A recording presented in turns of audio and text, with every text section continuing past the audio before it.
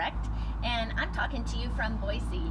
My daughter is getting married this next weekend, so we've come down in our motorhome, and we are going to be helping Lauren all week this week. So we are filming from a park near where we are staying in our motorhome. Anyways, it's beautiful here in Boise, but boy is it hot, I'm telling you.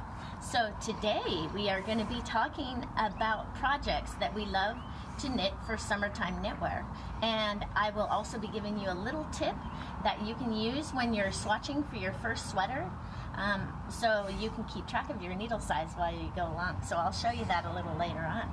First of all, I wanted to talk about our prize winner from this last week, and it was for this lovely Clover stitch gauge, needle row counter, should I say, and a view sizer. And our winner for that was Diana, and Diana Hardy Springett. So if you can contact us with your shipping information, that would be great, and we can get these sent in the mail to you. Also, for this week, we have a new contest going on, and it is for one skein of this lovely Malabrigo Makita, and this is a fingering weight yarn, and it is lovely, and it's hand painted. Gorgeous, huh, Jim? But, okay, so how you enter to win this contest is you would tell us what you're working on, and you post comments in the comment section, and you're automatically entered to win. And then next Monday or Tuesday, we will be picking another name, and whoever's name is picked will win the prize. So go ahead and post your comments in the comment section and let us know what you're working on so that we can share with others, and hopefully we can all learn from each other. So that's a great way to go. So I wanted to talk about summertime knitwear, and I was looking at the projects and going, why do a lot of knitters like the projects and choose the projects that they have chosen to knit, and why do they knit them over and over? Why do some projects like Zigzag Scarf or what have you, they have over 6,000 projects, and people just love knitting it? And I'm sitting here thinking to myself, it's because the patterns are clearly written, and it's relaxing knitting. It's not difficult to do, and we can de-stress while we knit. And so the first project that I wanted to talk about today is a church mouse pattern, and this is knit using Sabine and Kidsetta, and you put this right over your head, and so these two yarns are held together, and you can make it like a little poncho type thing, or you can scrunchie it up and make it more cowl looking. And sorry, I'm wearing a shirt that doesn't quite match. I forgot all about it until I got here and went, oops. Anyways, we're doing our Facebook Lives on the road, so everything is not quite like having it at home. But this church mouse pattern is a wonderful pattern, and tons of people have knit this pattern, and it's found on alpacadirect.com. And it is simple increasing and carrying 2 strands of yarn together. It's a very quick knit, just knits and purls, and it is great fun. Church mouse makes terrific patterns. So that is the first pattern I wanted to talk to you about. And then the next one that I have here is called the Pretty Little Ballerina Sweater. And this is a Debbie Bliss pattern, and I just simply love this. And it's using cashmerino, and it is really super cute. It's not for the faint of heart, and it's not for the beginning knitter, but it's darling. I love it. Super cute. And why are you making little sweaters like that now? Well, sometimes you can forego the simplicity of a pattern and try something that's a little more difficult. And if you're going to try something difficult, using a baby sweater is the way to go, because it's a small project, and even though it's difficult, you still can get through it with just a couple skeins of yarn. So that's why I think that's an awesome thing. Plus, little shrugs, even for babies, are just darling. So anyway, that's a really cute Debbie Bliss pattern. Shari says hi. Hi, Shari. Shari. Good Shari. morning. Good morning. Nice to have you taking your time out of your day to spend some time with us.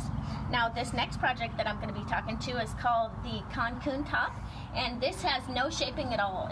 You're basically making 2 rectangles, and this one looks like it had a snag in the back of it, but here's the other side of it. And I think you can wear it from either side. And this, it's basically you just It's 2 rectangles you put together at the shoulders. Okay. 1 second here. Let me take my glasses off so I don't rip those off my head. I have never tried this one on before. And this was just a sample that we had in the store. And I think it was Ty. He used some Biocesia, which is yarn from Plymouth that is no longer being made. But this has very little shaping to it, and it fits almost anyone. And a lot of people, a lot of knitters in our knitting group and that come in the shop have made this cute little tee, kind of, or a shrug, or whatever you call it, but it's really, really cute. And it's fun because it has a little bit of drop stitches and a little patterning on it, but it's just basically 2 rectangles that are sewn together after you're done. So that is a great. Colleen says hi. That's cute. Hi, Colleen. Thank you. Yeah, that is pretty cute. Ty, one of our knitters, he's a fabulous, he's very talented knitter, and we're happy to have him doing some projects for us. This last one that I wanted to show you is called the Crocheted Mobius Cowl. Hold on for a second. There's a question. Sure. From Carolyn. She said, is that broomstick lace knitting? No, it's not exactly broomstick. It's just a simple drop stitch. And what you would do is, I think it's yarn over twice, and then on the next row you drop the first yarn over and knit the next one. It's super simple, and it's suitable for very novice knitters. And this pattern can be found free on Ravelry, and it's good for people who are just wanting to start to make garments that are actually they're going to be wearing and require a fit, because you can customize it a little bit, but it doesn't have a lot of shaping and things like that. So I also wanted to go into a couple ideas for our begin to knitters and crocheters, and I wanted to talk about a couple things before I talk about the crocheted Mobius scarf here. So when we have a begin to knitter or any knitter who's swatching for an actual project, I just wanted to show you this little trick that I have here. Okay, so this is vintage Chunky, and I just used different needles that I had, and I would have it needs to be at least, your swatch needs to be at least 4 inches wide, and it's better if you have 4 inches tall. Okay, mine is a little short. It could use to be a little bit taller than that, but it still might work. And when I have my skein of yarn wound into a cake, and you can have this done at the yarn shop if you don't have a ball winder and Swift at your house. But I would grab the outside of the skein to do my swatch, and you see that I have not cut it off, okay? It's still attached to the cake, okay? And then I have used a number 8 needles on this. So if you look closely, 2, 4, 6, 8. There are 8 purl bumps there, okay? And that shows me that on this swatch right here, I have used a number 8 needle, okay? So on this next one up here, I'm using a number 9 needle. So I will have, when I get 4 inches up, I will have 9 purl bumps there. And then I would continue on up with the number 10. And I would have 10 purl bumps just like this after I'm done with that one.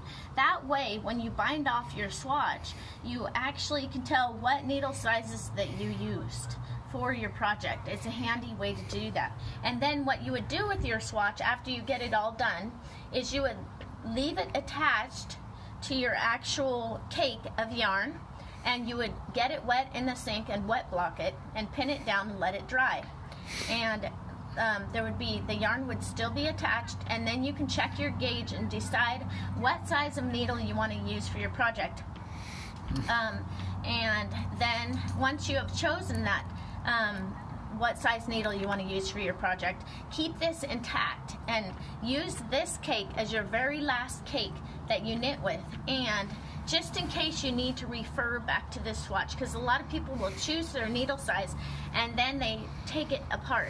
And then they knit part of their sweater and realize that the gauge is either too tight or it looks sloppy or it's too loose, and you would actually have been better off if you kept your swatch intact for as long as possible until you're sure that you're going to be completing that sweater. Then you could get this damp and let it dry, unwind it, and then just wind it back onto your cake. And then you could knit with it again and use it for your actual project instead of cutting it and then making another end that you would have to weave in, which we don't like weaving in ends. So also I wanted to talk about... Oh, Carolyn says that's a cool swatch gauge tip. Oh, thank you, Carolyn. That's wonderful. I'm always thinking about how I can help you be more successful and have more fun knitting and crocheting while you're relaxing and having a good time. Just these little tiny tricks that I've learned along the way that I wish that I would have been told or known up front when I was first beginning. It would have given me a great hands up. So I'm trying to help you with that. So I had a few tips for knitting a sweater with success, and some things that I was thinking about is, of course, making sure that you're checking your gauge carefully. I know that checking gauge seems like it takes a lot of time, but really checking gauge saves time, because if your gauge is not on or it's not correct, then you'll have to redo your project, or you will complete a project that you're not satisfied with. So always check your gauge. And then I would recommend sticking with a top-down, knit-in-the-round raglan design. And the reason why I like raglan is the knit-in sleeves require short rows and different things that maybe you haven't done yet. And you know how I love to do no more than 3 new skills at a time. So if you pick too many new skills, it'll make it harder for you to be successful.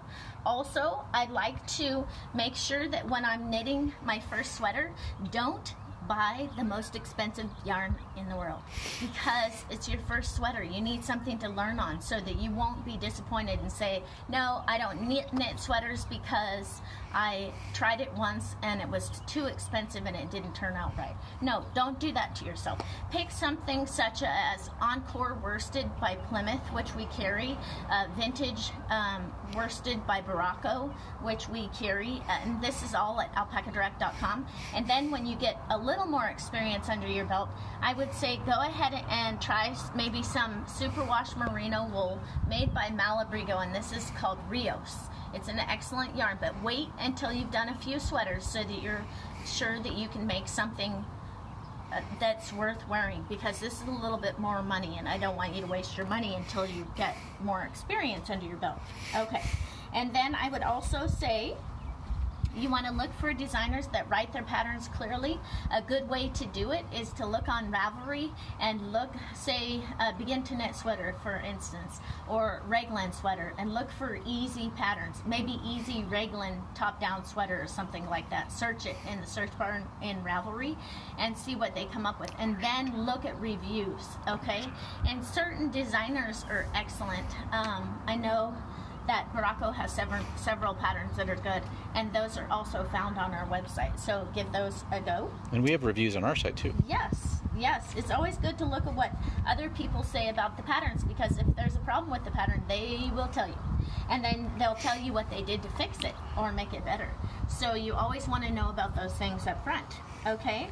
And then if you're going to be looking at a tee or a tank or something and it's your first time of doing that kind of project, and it has a design on the sweater, for instance, take the design off.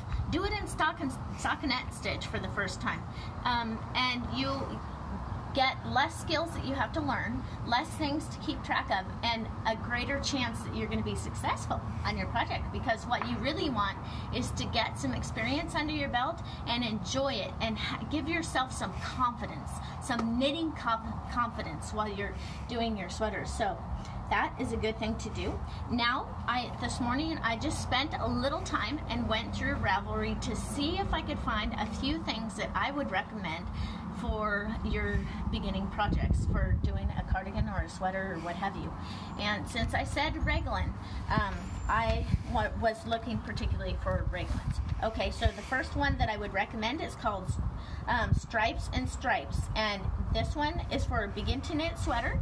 It's for a 6 to 12 month baby, and it's a raglan style, and it was very cute and very easy to understand. The pattern was like 2 pages, and that's what you want to look for. You don't want to look for a bunch of short rows, increases, decreases, everything that is kind of adds more difficulty. You just want to learn the basic construction of a sweater and get some experience under your belt. The next one that I would recommend is, also the Stars and Stripes pattern was written by Classic Elite Yarns, for Classic Elite Yarns by Susan Mills. Susan Mills wrote that one, and it was really cute and easy to do. The next one I recommend is a regular adult size sweater, and it's called Brick by Claire Lee, and it just recently popped up on Ravelry's top 20 patterns, and it was really cute, I thought. And that again was a Raglan round neck sweater by Claire Lee, and it's called Brick. Okay, and the next one that I found, and this one was in crochet, and it's called the Crocheted Baby Sweater by Beth Koski, Koski, and that was a free pattern on Ravelry too. All of these patterns are free, and they were found on Ravelry for you to enjoy if you're doing a sweater for the first time. So Linda from Northern California says hi. Hi, Linda. Good morning. And they're also wondering what the prize is for this week. Oh, yes. Okay, back again. Here it goes. This one is called Makita. And this is a hand-painted yarn by Malabrigo. Isn't it beautiful? It's their new, it's like a dotted colorway. And it is number 670, and it's called Atomic. I thought it was absolutely striking, and I thought y'all might enjoy it. So, you remember how to sign up to win for this prize, and you sign up by entering comments in the comments section and showing us pictures of what you're working on. Oh my gosh, I have answered so many people this last week, and there's some lovely projects out there, and you guys are so inspiring that you make me want to knit faster so I can do more of the projects that you guys are doing. So anyway, so here's the contest for this week. It is called Makita, and the colorway of Atomic, number 670. So put those comments in the comment section and sign up to win a prize. So I am here again at Boise at a local park nearby where we are staying. Jim, can you show everyone how pretty it is? Yeah, it's pretty. Yeah. It's beautiful here. It's my daughter's getting married this next Saturday, so we're here to help her. So we're doing Facebook Live away from home. But it sure is nice sharing time with you today, and I hope you guys have a beautiful day and enjoy your summer knitwear projects.